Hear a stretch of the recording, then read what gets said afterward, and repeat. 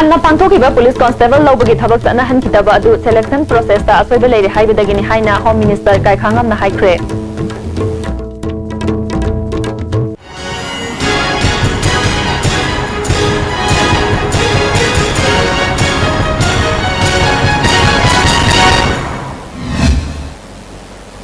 मियंग ताबी Poonam पुताराम नोक्सरी पाउसिंग छलोना पिजरी English सिंगनी तरा हुमदैदा Manipur police constable लौनबा Manipur सरकार ना पाइखतकिबा थबक अदु मपुंग पाना चंगसिलकलबा मतुंगदा विवाह बोस्ती फॉल हाइदोकदबा मतमदा चथगिबा रिक्रूटमेंट प्रोसेस अदु चटनररै हाइना सरकार ना लेपकिबासी सिलेक्शन प्रोसेस ता असोइबे क्या लेरे हाइबदगिनि हाइना होम मिनिस्टर गायखांगमना फोंदोखरे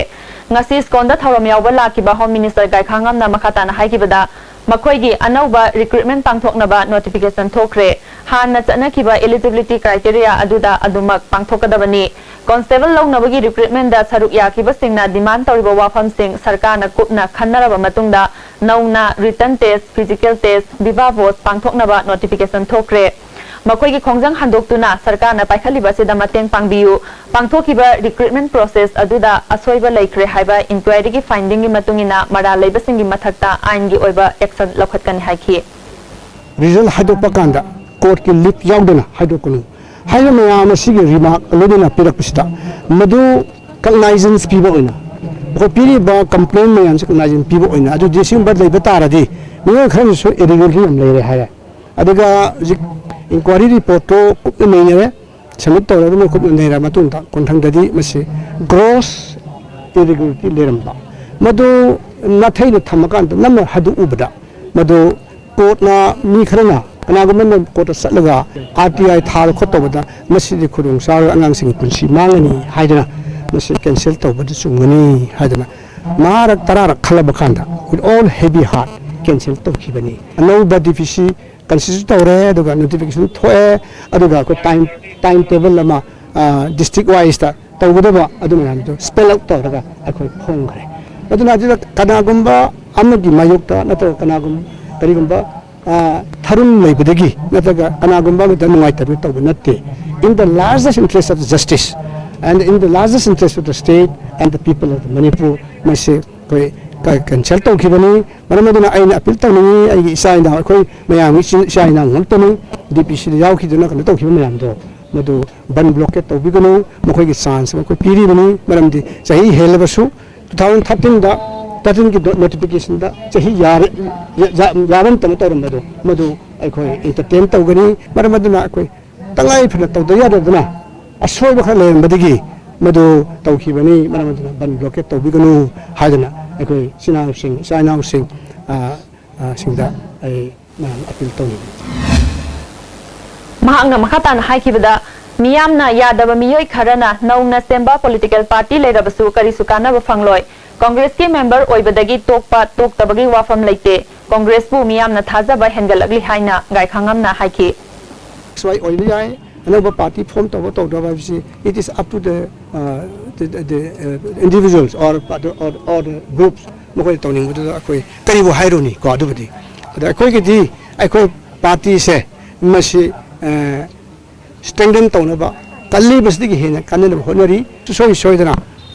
shakti sinnabi gani hen kalli loduna akoi manipur praja singh ge sing tamne praja sina punmakna party da thajaba thammiba amadi मखोना लुम तोबिबसे अखो सुकाव कावरो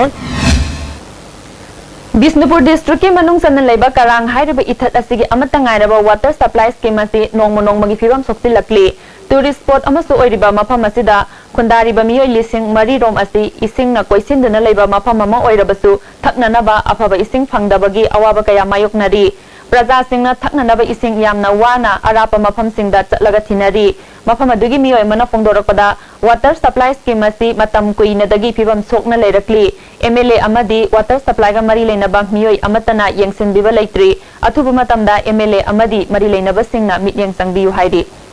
अलग student for tabang ngasi bo isna fangdre ngasi wa point kalam hin kalam asim kalam hin bilakte adu masi koi mari pu gome magi degi sim koi setting team ko salam si disable ting ki ba adum laktre masi koi mo parja mo ko pang di ko sing thabu pam chi nam de koi lokta ki sing je ko am phatra ba lokta sing je tuk madi koi pot yam na son yam soi ra ba इसिंग कोई Soin test पुब कान इसिंग ये याम फत्तब किनगे याम जावा को मदन मरम बोदन कोई पामदरी दी अफब इसिंग तक palm हाइतारे Krishna Janmashtami निमित्त मरी लेना स्कोन की सही यांखई सुरक्पा गोल्डन जुबली थौरम ngasi स्कोन यूथ फोरम न सिंदुना स्कोन की कैंपस ता पांथोखरे थौरम अदुदा deputy chief minister Gaikhangam industry minister Govindas Konthoujam social welfare minister A K Mirabai holiness भक्ति भियासा तीर्थ स्वामीना मरु इबा मियोइसिंग ओइना सरुक याखी स्कोन न चही की ओइना पुथोकपा जर्नल अमा डेप्यूटी चीफ मिनिस्टर गायखांगम न रिलीज तौखी डेप्यूटी चीफ मिनिस्टर गायखांगम न हाइकिबदा तोंगान तोंगान बा जाति कांगलुप कयाना मागी मागी थाजबा अममम लेजरबसु ईश्वर हाइबसिदि अमखक्तनी अखोई मसेल नुंगसिनबा अमसुंग मतेंग पांगनादुना चाखतपा तंगदु लेताबा खुनाय अमा ओहेनसी ngasi gi mirolna ईश्वर की पाउजेगी वांगमदा मसा मसा की खनबा अमसुंग अकनबा उतनबदा तंगदु लेताद्रबा खुनाय असि ओहेनबनी लाइरिक हैरगा लाइसु खंगदबा वाखल फाथबा वातबा अमसुंग तुंगदा करी ओइगनी खंथदबना मसी gi चैथेंग असि फंगबनी हाइखी अखोई लॉर्ड कृष्ण की मागी पाउजेल पाउता असे मसी अखोई इन सपकांदा करीगी मणिपुर इंडिया मदि मालेमपुर इंग तपना करीगी लेरो मदि लॉर्ड कृष्ण की पाउता को इंदबगी पुनमक थुइबदी है लवी मरब सिगुंबा जन्माष्टमी निमित असिना अखोई मणिपुर इरमदम दसु नुंसी सानबा अदुगा इंग तपना लेबा वाता पादबा अदुगुंबा संबासमा लेबा अमा पुरक्लसुनु थौरम असिगा मरी लेना ममांगदा पांथोखिबा पेंटिंग अमदी एसे कंपटीशन दा मकोक मथंग तारबसिंगदा मना मथुम यंथोखी थौरमगा मरी लेना मिनिस्टर ए के मीराबाईना हाइकिबदा अखोई अमना अमबु थाजबा अमसुंग नुंगसिनबा खुनाय अमा पुरक्नबो होटनमिनासि हाइकी मिनिस्टर गोविंदास कोंथौजमना लमदम मसिदा यूनिवर्सिटी ऑफ भगवत कल्चर हांगदोक्तुना इंडिया के खक्तगी नतना अतोप लेबाक्तगी लाक्तुना तमनरी थमोय सेंगबा अमसुंग कथोकपा ngambagi thongna leirabadi chaukhatpa amasung tangdu leitaba lamdam ama oiba ngamgani haiki ILP sanhansi hairabadi hauriba ihewasi chingamadi tampunna mamutana miyam da khanghanba changi haina ipaki president sapamcha jadumanina ngasi kaisampata leba ipaki office ta pangthokpa pawmisingga unabada phongdokre thoramadida ipaki advisor manihar su saruk yaki advisor manihar na phongdokhibada मियाम की इहौदा political party सिंगना home minister उन्नबदा मणिपुर की district Khardah चयनब लैरिबा असि हाना लोइसिलु हारिबा असि मियाम पुन्ना भाप तामिनब चंगी सापमचा जादुमनिना इंडियाना येलहौमी कनबा ngamloidabo oirabadi lamdam asigi miyamna yelhौमी कनबा हाइबसि तंगाई फदे ngasi fawba tangsilakliba mitop sing asi yengsinbagi mahutta voter list ta hapsinab hotnari ILP की इहौमाई पाकननबा चिंगमदि तम अनिना याबा ILP चना हन्नबा पुन्ना भापतामिनबा चंगी हाइखी ngasi mak India की ओर फॉरेनर एक्ट 1946 ले अदुबो मणिपुर दी मदो सलाइदी म्यांमार थुमजलेबा म्यांमार सिंग अदुगा गनदगी पाकिस्तान की लाइबा रिफ्यूजी सिंग नेपाल की लाइबा नेपाली सिंग मयाम सिंग सी ngasi मिसिंग थिंगमदना मणिपुर संजलई विदाउट एनी पासपोर्ट अदुमंगना जीबीदा लेरिबा अपुन मिसिंगी 60% मितोकना वरगा 40% ना अखोई लमदम सिगी येलोमी ओरिनेबा अदु तागदी आफ्टर दिस कमिंग इलेक्शन कना मितोबमा महम दे भोट लेबा मतमदा सोय सोय जना अखोई स्टेलेशन फमा बाइबसे मसिदी अखोई फलाम दे तुम थाबुम बनि सिनेबा चटखिबा तांग कुनमाथोगी नुमिदांग पुंग मापन मखाइरोम ताबा मतमदा पैलेस कंपाउंड की एडवांस हॉस्पिटल मनाक्ता house guard cum escort party ओइना लेबा तरेत सुबा IRB की सिक्योरिटी पर्सनल खरना लकाय असिदा लेबा मिचम खरा फुरमबगी मायोक्ता palace compound youth welfare club अमदी सना कोनुंग मैरा पाइबिलुप अनिना मरा लेबसिंग एक्शन लौखतनबा तक्सिनदुना लाकपा अदु हायर अथॉरिटीना थौदोक अदुदा चेनरीबा IRB पर्सनल सिंगी मथक्ता एक्शन लौखतखरे हाइरी मसिगिदमक्ता हायर अथॉरिटी बु क्लब असिना थागतपा फोंदोरकली पामदबा थौदोक असि मतुंगदा अमुक हन्ना थोक्तनबा मरी लेनबा सिंगना होटनबियु हाइरी पाउगी मखना तेमब्रे अमतंग गजरी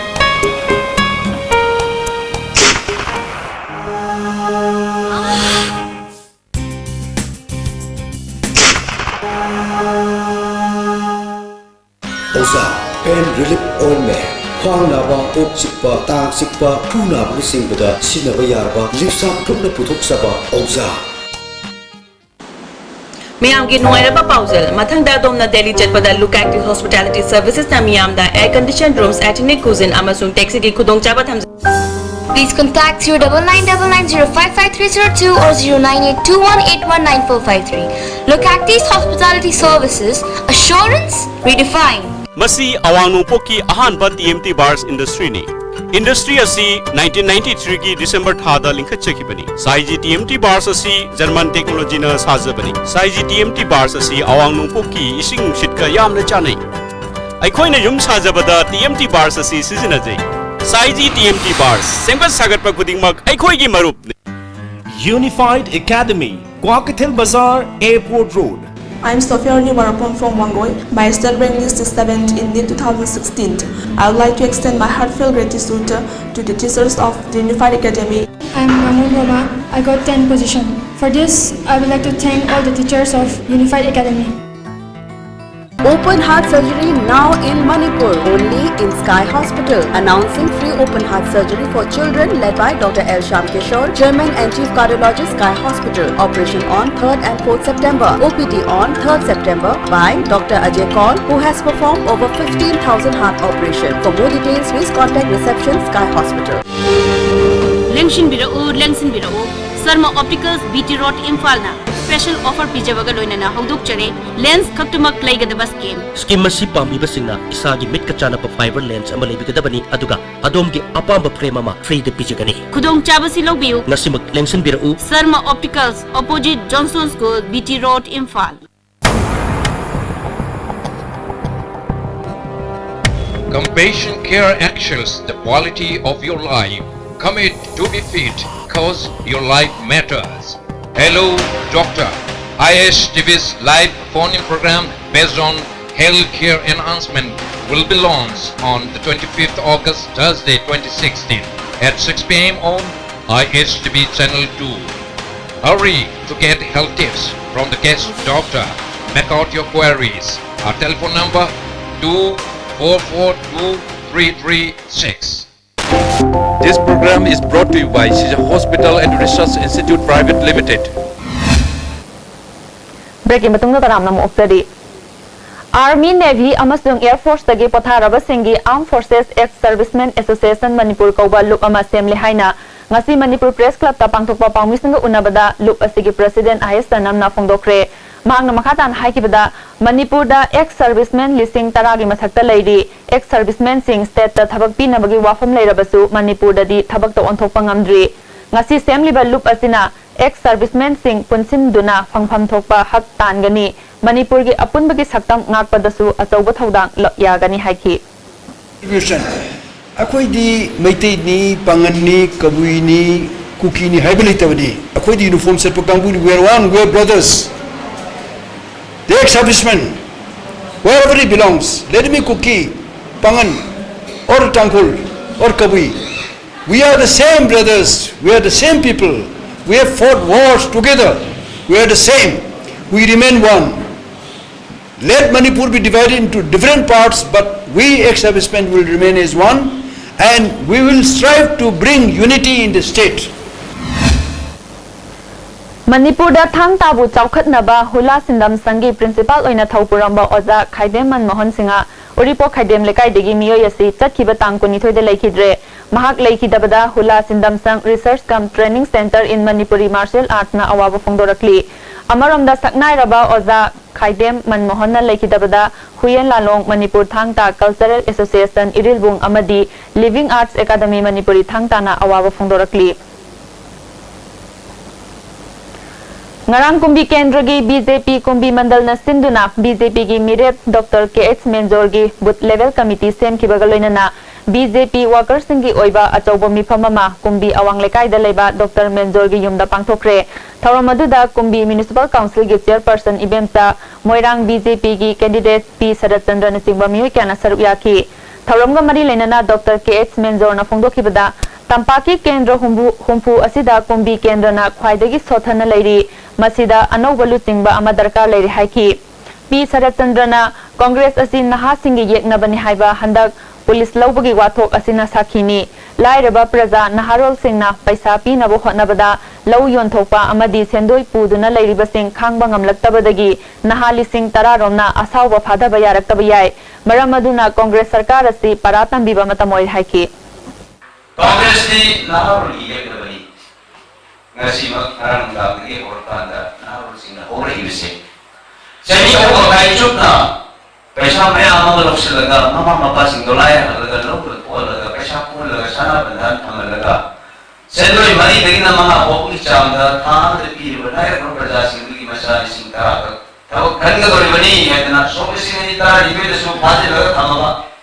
moi namsi thaw khara dori ne ta hum de to banu bok to raga mu ngasi bobo sahi um kai je thaw thap de thamaga hai um dai da tak de na no pore na ning bakai ban har se nahar lising tara sigi yum lising tara ni वांगोई केंद्र की मनुंग दलेबा सामुराव बाजार दा MLA लुखोइना election office अमा हांगदोक्रे थरमदुदा lambda मदोंगी मियोय क्यासु सरुयाकी office असी हांगदोपना प्रजा सिंगी मरक्ता पाउ फाउदोक फाउजिन तौबदा हेना खुदोंग चारगनि हाइना MLA लुखोइना फोंदोखी ओइ युमथोंगी ई पाउसी फाउनबो ngamdragasu केंद्र सिदा लेबा वर्कर मयामा कोई फिजिकली हाइबा जगह सिगी समुराव न लेबा जगह सिगी अखोय मफम सिदा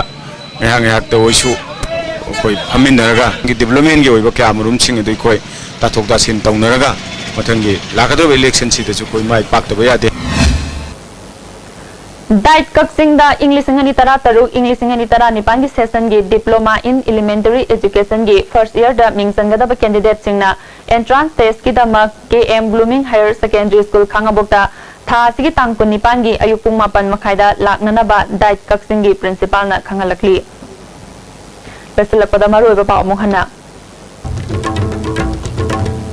हाना पांथोकिबा पुलिस कांस्टेबल लोबगी थबक सना हनखिदबा अदु सिलेक्शन प्रोसेस दा अफेबल लेरे हाइबदगिनी हाइना होम मिनिस्टर का खांगमना हाइक्रे मिनिंग ताबी पुनांगबो अमुक हना रुमजरी